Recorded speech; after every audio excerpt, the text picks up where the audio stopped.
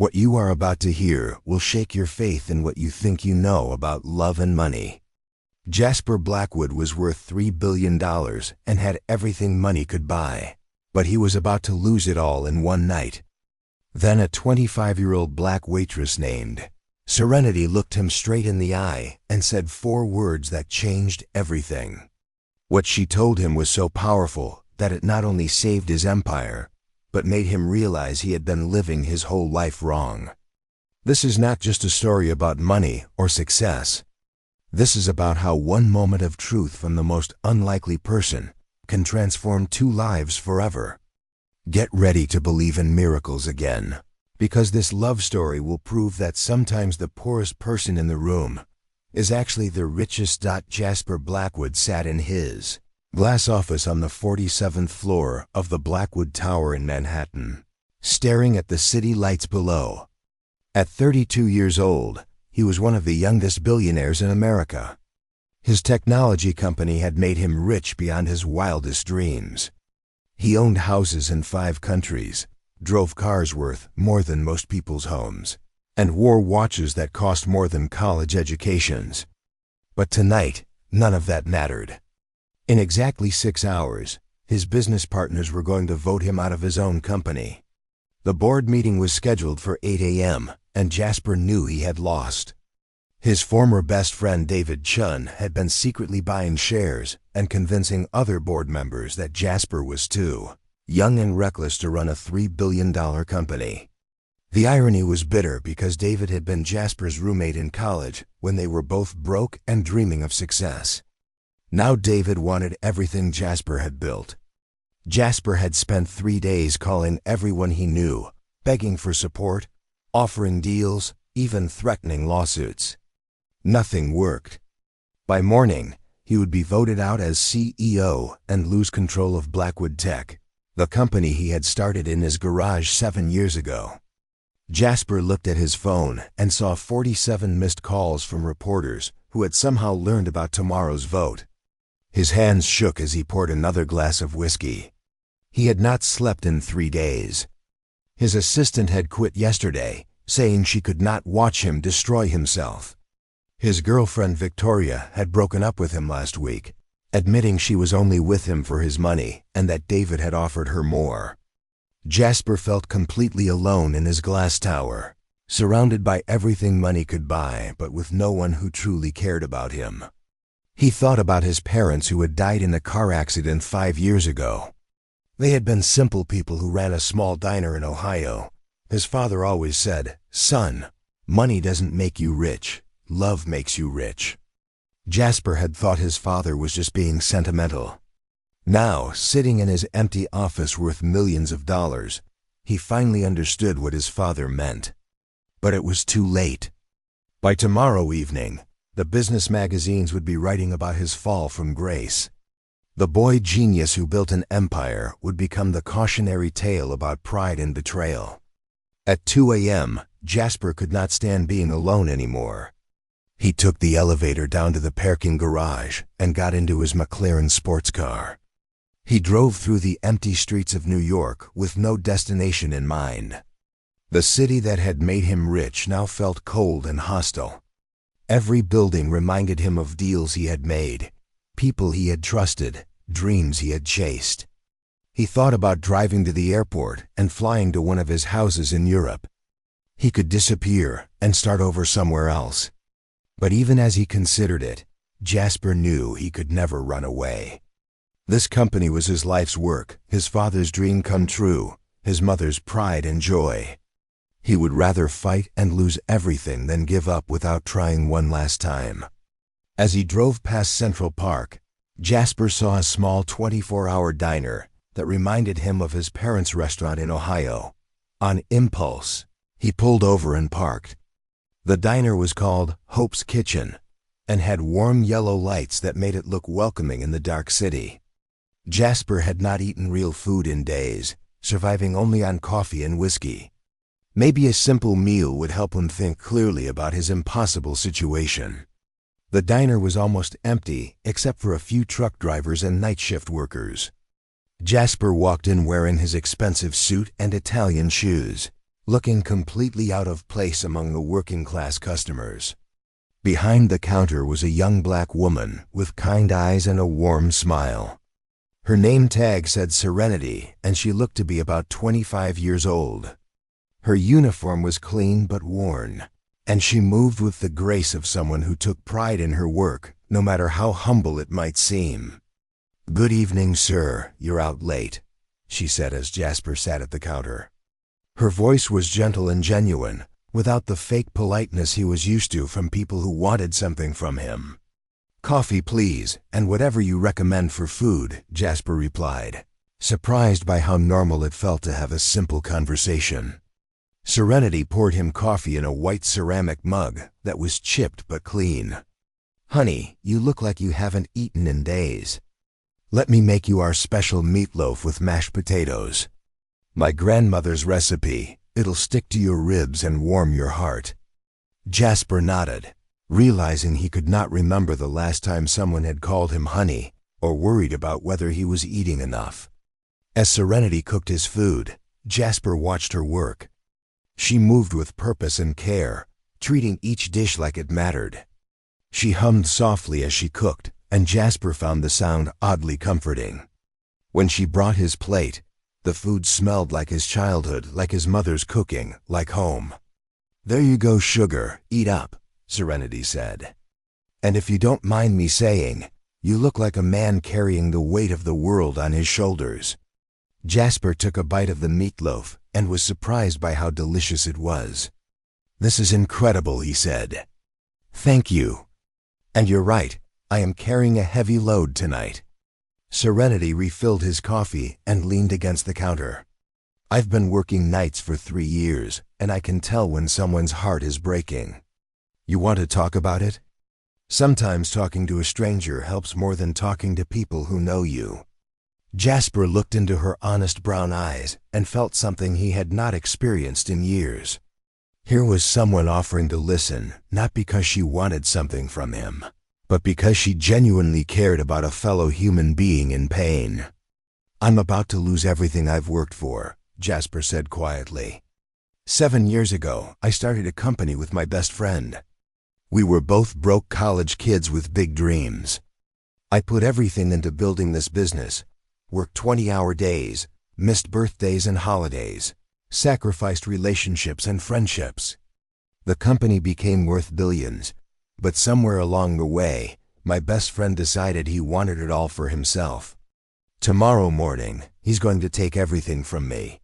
Serenity listened without judgment, occasionally nodding to show she understood. When Jasper finished, she was quiet for a long moment. Then she said something that caught him completely off guard. "Sugar, can I ask you something? When was the last time you were truly happy? Not proud of an achievement or excited about making money, but genuinely happy in your soul." Jasper opened his mouth to answer, but realized he could not. He thought back through years of success, awards, magazine covers, and business victories. In all of that success, when had he felt the simple joy he saw in Serenity's eyes as she hummed while cooking? When had he felt the satisfaction she seemed to find in making a perfect cup of coffee, or ensuring the customer felt cared for? "I can't remember," Jasper admitted. "I thought success would make me happy.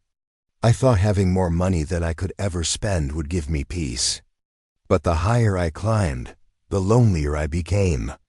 The more I achieved, the more people wanted to take it from me. I built an empire, but I lost myself somewhere in the process." Serenity nodded knowingly. "My grandfather used to say that climbing a mountain is easy compared to figuring out why you wanted to climb it in the first place. Maybe losing this company isn't your punishment, maybe it's your liberation." Her words hit Jasper like lightning. "What do you mean?" he asked.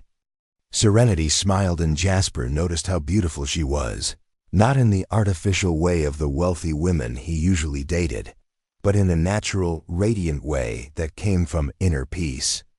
"Honey, what if tomorrow isn't about losing everything? What if it's about getting back everything that really matters? Your company made you rich, but did it make you a good person? Did it teach you how to love?" Did it show you how to find joy in simple things? Did it help you build relationships that matter more than money? Jasper sat in stunned silence as Serenity's words sank in. She continued, I make $8 an hour plus tips at this diner. I live in a tiny apartment in Queens with my little sister who I'm putting through nursing school. I ride the subway to work and buy my clothes at thrift stores. By your standards, I'm poor. But you know what? I wake up every morning grateful for my life. I love my customers, I'm proud of my work, and I sleep peacefully every night, knowing I've helped people feel a little less alone in this big city. Can you say the same about your billions? Jasper felt tears forming in his eyes. This young woman, who had never owned anything valuable, was teaching him about true wealth. I've been so focused on winning that I forgot why I started the company in the first place, he whispered. My parents owned a small diner like this one. They were never rich, but they were the happiest people I knew. They taught me that business should be about serving others, not just making money. Somewhere along the way, I lost that vision. Serenity reached across the counter and gently touched his hand. It's not too late to remember who you really are, she said. Maybe your friend is doing you a favor. Maybe losing this company will help you find something much more valuable. Jasper looked into her eyes and felt something shift inside his heart. What would you do if you were me? He asked. Serenity smiled. I'd walk into that meeting tomorrow with my head held high. I'd tell them the truth about what kind of leader you want to be. And if they vote you out, I'd thank them for setting you free to build something even better. Something that your parents would be proud of. Something that makes you as happy as I am cooking meatloaf at 3 a.m. for strangers who need a friend. Jasper sat with her words as the sun began to rise over Manhattan. For the first time in days, he felt hope instead of despair. This beautiful, wise woman had shown him that losing everything might actually mean gaining everything that truly mattered. As he prepared to face the most important day of his life, Jasper realized that whether he kept his company or lost it, he had already found something infinitely more precious. He had found someone who saw the man behind the money, someone who could love him for who he was rather than what he owned. The board meeting was set to begin in 2 hours, and Jasper knew exactly what he was going to do. But first, he had something much more important to take care of. He looked at Serenity, who was cleaning tables and preparing for the morning rush, and he knew that whatever happened with his company, his real journey was just beginning. Serenity, he said, would you have dinner with me tomorrow night? Somewhere much fancier than this diner. She laughed, and the sound was like music.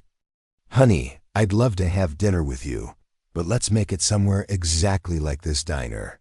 Fancy restaurants make me nervous, and I have a feeling you need to remember how good simple things can taste. Jasper smiled wider than he had in years. It's a deal, he said.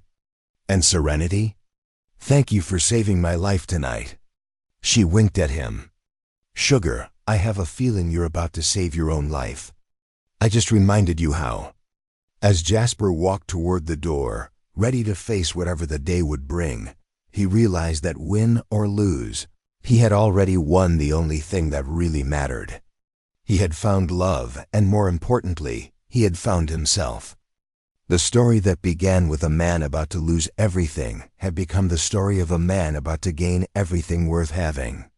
And it all started with a black waitress who had the courage to tell a white billionaire the truth about what makes life worth living. 6 months later, Jasper and Serenity stood together in the same diner where they had met. But everything had changed in the most beautiful way possible. Jasper had indeed lost his company that morning, just as he had expected.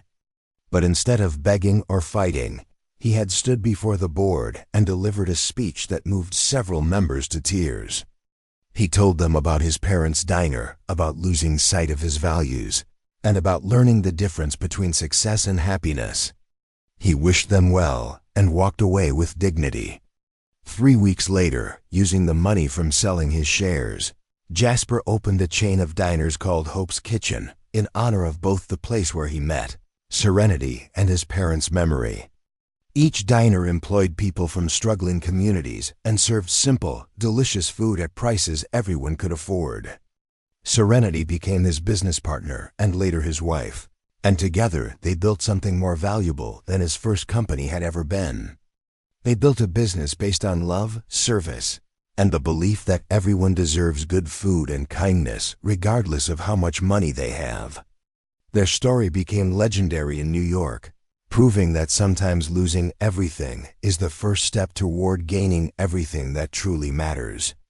And every night, when they closed the last diner and went home to their small apartment that they chose to keep despite their success, Jasper would tell Serenity the same thing.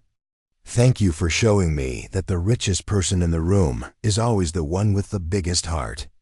Their love story had transformed not just their own lives, but the lives of everyone who walked into their diners looking for more than just a meal and found hope, kindness, and proof that the American dream is alive and well for those brave enough to redefine what success really means. The journey from that first night to their wedding day was filled with challenges that tested their love and commitment. When Jasper first approached Serenity about becoming his business partner, she was hesitant. "Honey, I appreciate the offer, but I don't know anything about running a business," she had said. Jasper smiled and replied, "You know the most important thing about business, which is how to treat people with love and respect. Everything else we can figure out together." Their first Hope's Kitchen opened in Harlem, 6 weeks after Jasper lost Blackwood Tech. The small storefront was nothing like the glass towers Jasper was used to, but it felt more like home than any office he had ever occupied.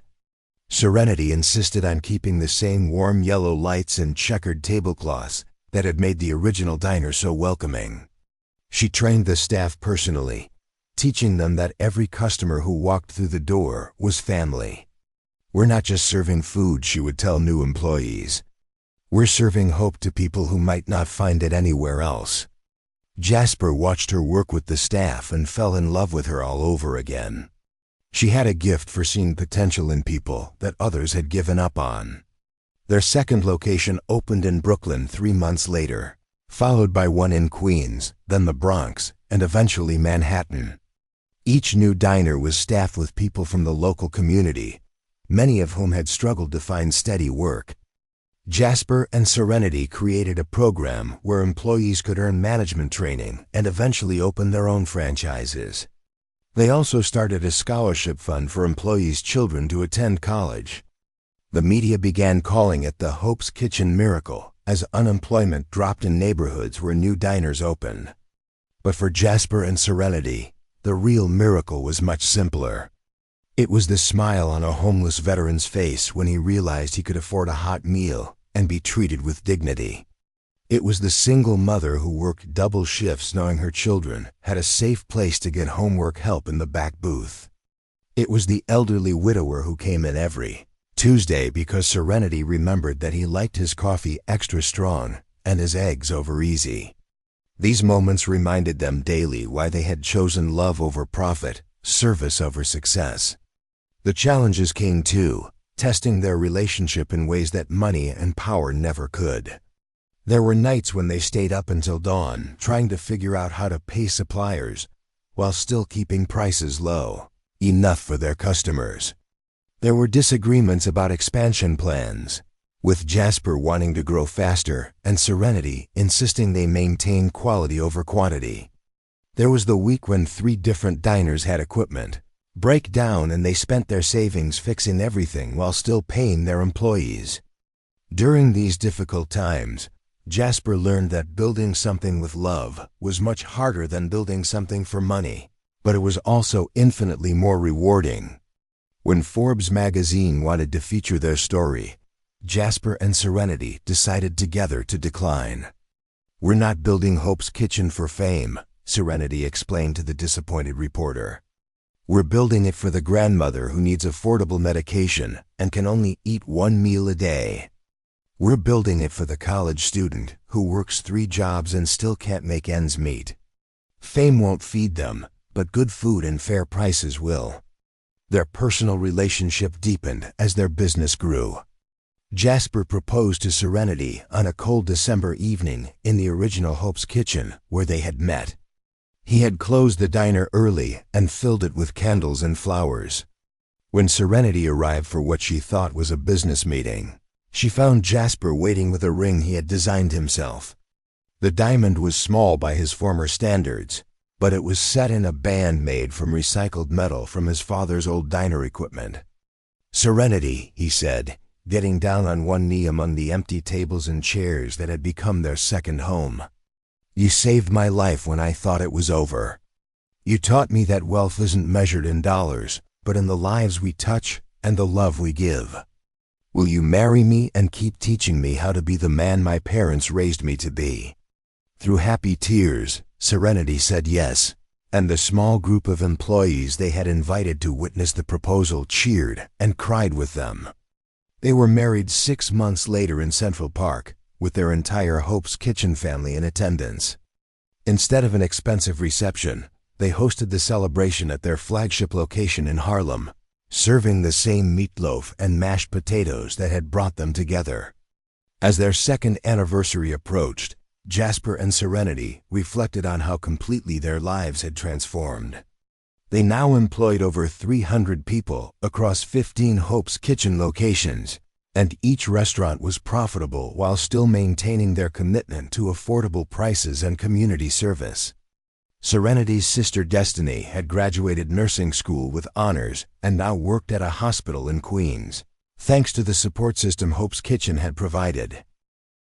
David Chun, Jasper's former friend who had stolen Blackwood tech, had been exposed for financial fraud and lost everything, but Jasper felt no satisfaction in his former friend's downfall. Instead, he and Serenity sent David a card offering him a job at Hope's Kitchen when he got out of prison. "Forgiveness isn't about forgetting," Serenity had explained when Jasper questioned the gesture. "It's about choosing love even when someone doesn't deserve it. That's what you taught me, and that's what I want to teach others." Their marriage had become a partnership in every sense, with each bringing their unique strengths to both their relationship and their business. The most meaningful measure of their success wasn't found in financial statements or newspaper articles. It was in the letters they received from customers whose lives had been touched by Hope's Kitchen. There was Miguel, the construction worker who met his future wife while both were eating alone at the Queens location. There was Mrs. Patterson, the retired teacher who started volunteering to tutor children at the Harlem Diner and found new purpose in her golden years.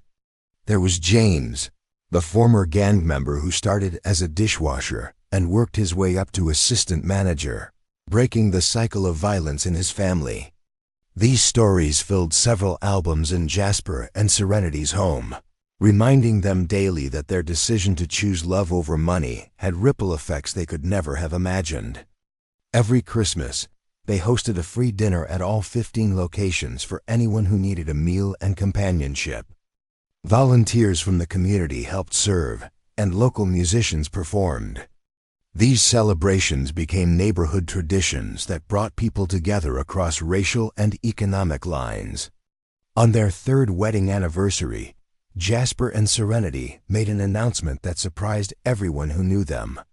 They were opening Hope's Kitchen University, a culinary school that would train young people from underserved communities in cooking, restaurant management, and entrepreneurship. The school would be tuition-free, with students working in Hope's Kitchen locations as part of their education. Graduates would be guaranteed jobs in the Hope's Kitchen system or receive support to start their own restaurants. "We've learned that feeding people's bodies is important, but feeding their dreams is even more powerful," Serenity explained at the press conference. "This school will give young people the tools to build their own successful futures." The first class of 30 students included teenage mothers, former inmates, high school dropouts, and immigrants who had been working minimum wage jobs with no advancement opportunities.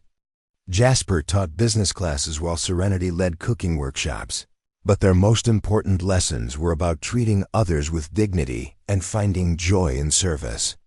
The opening of Hope's Kitchen University caught the attention of other business, leaders who had been inspired by Jasper and Serenity's story. A former tech executive in California started a similar program for teaching coding skills. A retired banker in Chicago opened a financial literacy center in low-income neighborhoods. A Hollywood producer created a film school for inner-city kids. The Hope Movement, as media called it, spread across the country as successful people chose to use their resources for community building, rather than personal wealth accumulation. Jasper and Serenity were invited to speak at conferences and universities, but they always insisted on bringing their students and employees to share their stories too. The real heroes aren't the people who write checks, Jasper would tell audiences. The real heroes are the single mothers working 2 jobs to support their families, the immigrants learning English while building new lives, the young people who refuse to let their circumstances define their futures. We're just here to provide them with opportunities to show the world how amazing they already are. 5 years after that life-changing night in the diner, Jasper and Serenity's influence extended far beyond New York City. Hope's Kitchen had expanded to 50 locations across 10 states, each one adapted to serve local tastes while maintaining the core values of affordability, quality, and community connection. The culinary school had graduated 200 students, with 95% finding employment or starting their own businesses. More importantly, crime rates had dropped in neighborhoods surrounding Hope's Kitchen locations. High school graduation rates had increased, and local property values had stabilized as communities became more cohesive. Urban planning professors studied the Hope's Kitchen effect, and government officials visited to understand how private businesses could drive positive social change. But Jasper and Serenity remained focused on the individual relationships that made their work meaningful. They still worked regular shifts at the original Harlem location, greeting customers by name and remembering their usual orders. Their greatest joy came from watching their employees grow and succeed. Maria, who had started as a shy cashier afraid to speak English in front of customers, now managed 3 locations and was planning to open her own restaurant in her hometown in Mexico. Tony, a former drug dealer who had served time in prison, became their head of security and developed programs to help other ex-offenders reintegrate into society. Kaisha, a single mother of 3 who had been living in a shelter when Serenity hired her, now owned her own catering business and employed 15 people. These success stories multiplied across every Hope's Kitchen location, creating networks of support and opportunity that transformed entire communities. Jasper often said that his greatest business achievement wasn't building a $3 billion company, but watching a minimum wage worker become a successful entrepreneur while maintaining their compassion and integrity. As they prepared for their 5th anniversary celebration, Jasper and Serenity announced their most ambitious project yet. They were donating $10 million to establish the Hope Foundation, which would provide microloans and business mentoring to aspiring entrepreneurs from disadvantaged backgrounds. The foundation would also fund community centers in underserved neighborhoods, offering job training, childcare, health services, and educational programs. Money is like water, Serenity explained to the foundation's first board meeting. If you hoard it, it becomes stagnant and useless. If you let it flow to where it's needed most, it brings life and growth wherever it goes. The foundation's motto became, "Every dream deserves a chance," and within its first year, it had helped launch 100 new businesses and created 500 jobs. The foundation also established the Blackwood Hope Scholarship Program, named after Jasper's parents, providing full college scholarships to children of Hope's Kitchen employees. Their love story had become a symbol of hope for millions of Americans who felt left behind by an economy that seemed to reward greed over generosity.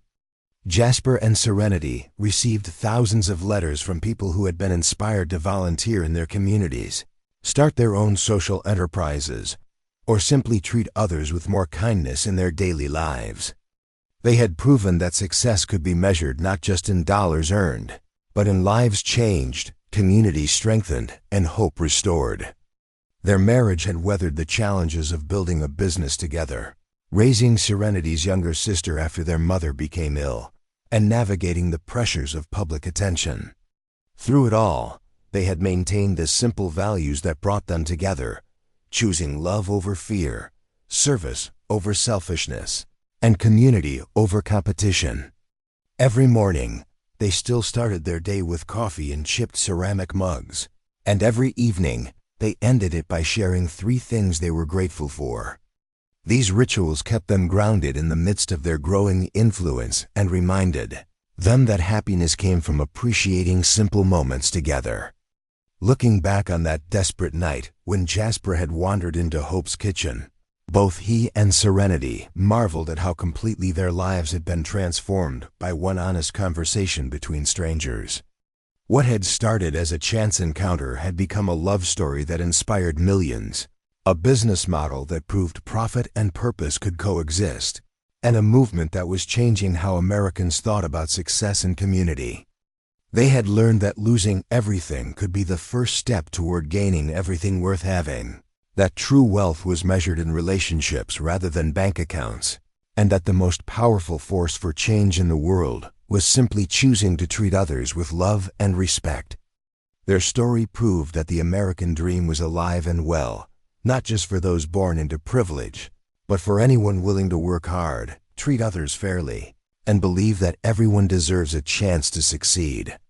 And it all began with a black waitress who had the courage to tell a white billionaire that the richest person in the room is always the one with the biggest heart.